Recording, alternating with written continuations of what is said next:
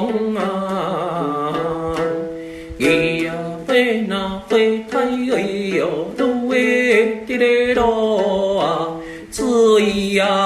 đâu kêu khó chôn nó thấy đang kêu khó thiên chôn xa với na hơi thay chẳng nghe đi đây đang xì với na hơi thấy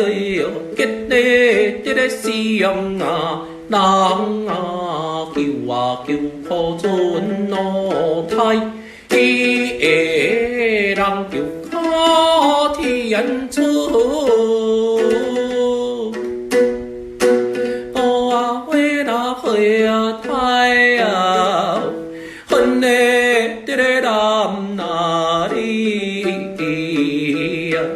đam na với đại hơi thấy tiếp đi để kiên na chọn na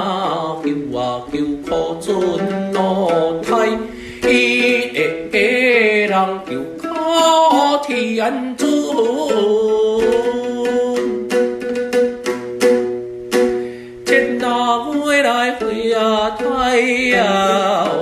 hôm nay để chi đã không về với đại hơi thấy nhau để xin tăng kêu khó chôn nó thay đang kêu khó thiên chôn cao với đại hơi thay cầu để tiong chuan chăm với đại hơi thấy thân để nhiều xin kêu khó chôn nó thay đang kêu khó thiên chôn bờ kia xa kia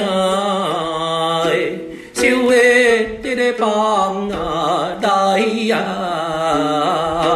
kêu xin đại cấp bút đỏ chắc đại tiong đại kêu khó